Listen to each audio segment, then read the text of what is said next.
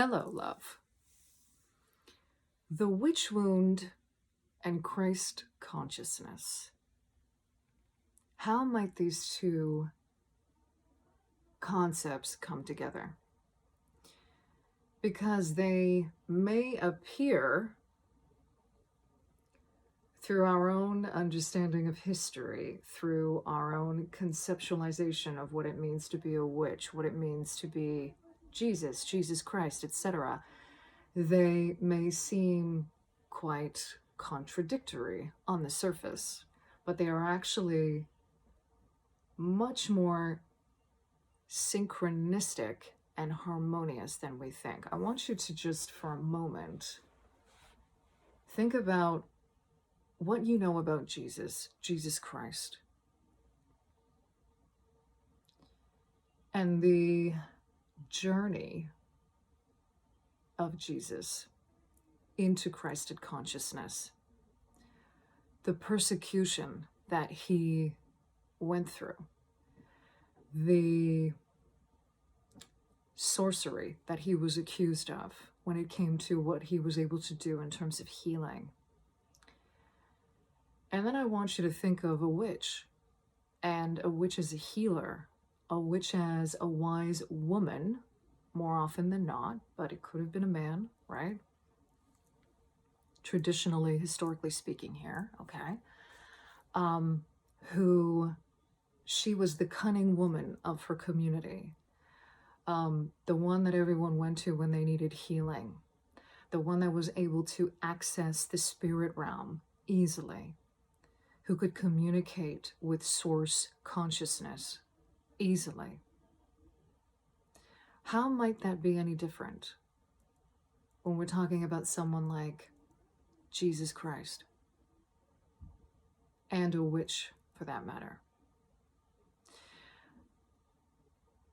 The witch wound is a collective wound, like I've spoken of before, and it is very much a wound that has created and fed into victimhood consciousness, okay? So it's very important, really, really important here. I feel like this is a really specific message for some of you because it was coming through very strongly in the meditation going into this reading around not allowing the witch wound to be an excuse to stay in trauma. Really, really, really specific message here. Our ancestors heal through us. Our ancestors do not want to be in pain anymore. Why would we want to continually perpetuate that pain? One of the things that we are here to do, I strongly believe with all of my being, is heal. We are here to heal. We didn't come here, we didn't incarnate into this life to continue to cycle a traumatic experience or perpetuate harm or hurt, okay? We didn't come here to do that. That is something that by nature of our spirit and the energy of source, that doesn't resonate. Source doesn't want us to suffer. God doesn't want us to suffer. Spirit doesn't want us to suffer. And even though we may go through periods of suffering, they are actually opportunities for us to show up and heal ourselves. It's when we choose to be identified by those sufferings or by the pains that we have gone through that we become victims of that. So that is really a really strong message coming through for this reading. Kind of side message, which is part of it as well. So without further ado, I'm going to get into the cards. I'm asking through Spirit, through the Rumi Oracle, the Tarot de Marseille, and the Tarot of Dreams, and specifically starting with the question around the energy around this relationship between the witch wound and Christ consciousness.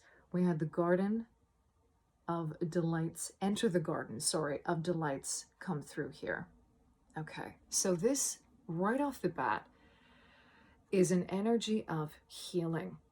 So there is a parallel between witch wound, collective witch wound, Christ consciousness, which is a collective consciousness, right? Coming together for the purpose of healing, plain and simple. You enter the Garden of Delights, in a sense, once you've gone through the dark night of the soul.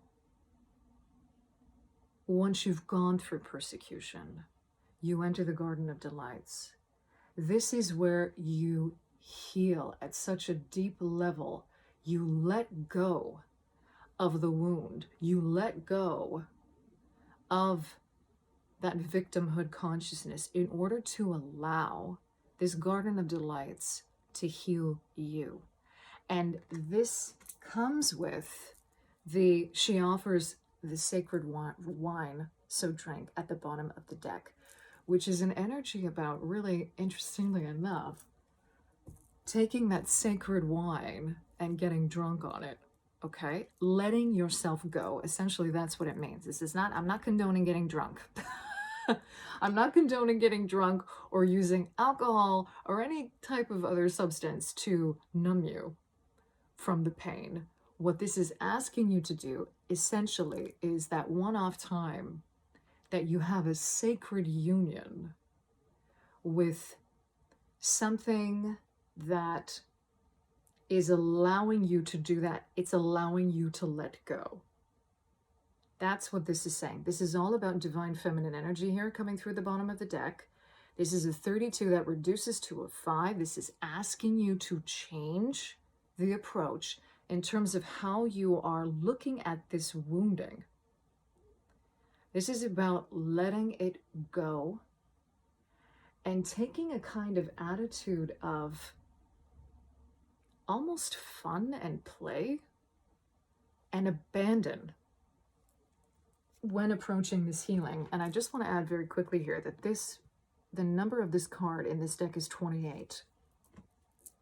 That reduces to a 10, which, interestingly enough, 1 being the divine masculine here, holding space, this kind of Christed consciousness, you could almost say, okay, in a way, holding a space for the wound of the divine feminine. So the 0 here is representative of the void or the wounding that is the feminine. Okay, so asking the question here of where might we have opportunities for this healing to take place? We have the 3 of Cups come out through the Tarot de Marseille and the 4 of Wands, which is beautiful because it's sort of coming off of she offers a sacred wine, so drink. We've got 3 cups here, community, synchronicity, between, a community of people. This is also the number of creating the emotional space for you to be able to do this. And the 4 of Wands is a foundation of spirit here, but also celebrating the fact that you are here right now and you are able to heal this energy, to transmute this energy. The 3 and the 4 together, that reduces to a 7, which is about going deeper into the emotional body, into healing emotionally, the heart space, and the spirit, the wands coming through here. We had the Chariot come out at the bottom of the deck here, which is beautiful because we got another 7 coming through. So this is about, again, going deeper into your own spirituality, your own understanding of your intuition, your faith, okay? 7 is also the number of balancing the intellect with the intuition, right? So you could almost say in a way too that this is another balancing act we're doing here between the divine feminine and the divine masculine, okay? That beautiful Chariot energy, because these, traditionally in the Rider-Waite-Smith, you have the lingam here with the yoni symbol, which is the union of the divine feminine and the divine masculine, right? And then we've got the black and the white horse here, which is like the yin and the yang. And this is about forward motion into this energy. Like, the yoke has been on for too long already. Go for it now. What are you waiting for? We're not meant to stay in a wound. We're meant to heal that wound. The body, what does it naturally do when it gets a cut? Does it sit there and stifle naturally? And I mean, a lot of the times it's only really when you muck around with it and you needle it, that it stays there. If you allow it, if you let it go in a way and let your body heal on its own, it's got a natural intelligence about it, and you could almost say spirit by design knows how to heal it. Very much about the abandon that you need to embrace through she offers the sacred wine, so drink. And then moving forward, specific to the wounded feminine, what does the wounded feminine need?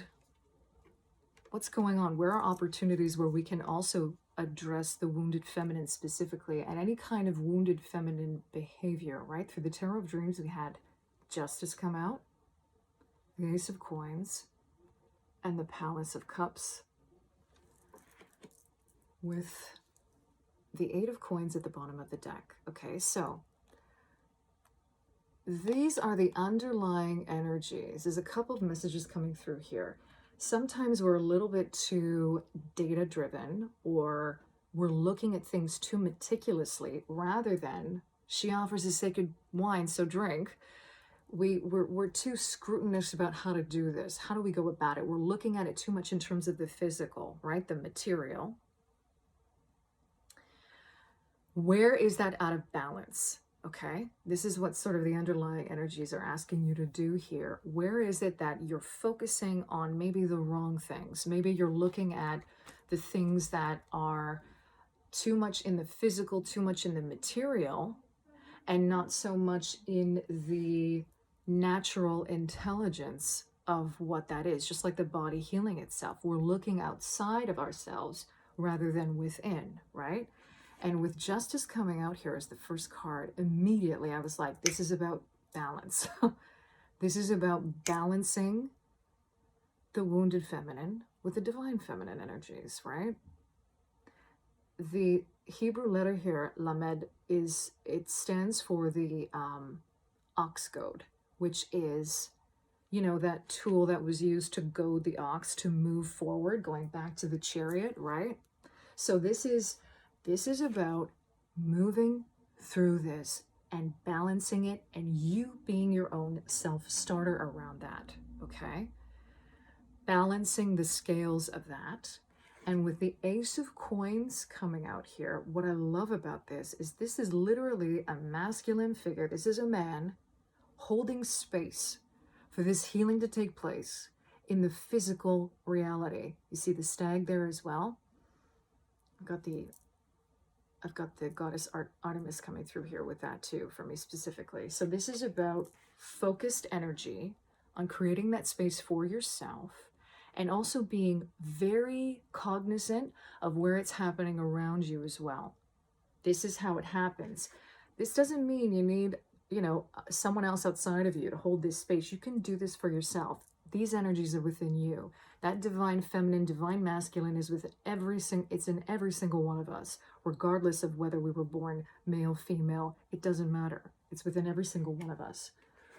And then we had the Palace of Cups here. So this is about going deep into our soul, deep into our psyche. Interestingly enough, this is the highest realm in this particular deck of the Cups energy. You see the jellyfish in there? A symbol of really paying attention to our dreams. This is the divine feminine again coming through here. Deep, deep healing asking to take place within our psyche, within the depths of our soul. And us, we're the ones, each individually. It starts with us first to be able to hold that space for us in the physical realm. This could even be very simply a message about creating time for yourself daily to do this, to step in order to balance those scales. Remember that Justice here is an 11. It's an opportunity to walk through another portal of change here when it comes to the divine feminine. Thank you so much for being here. I'm sending you so much love wherever you are.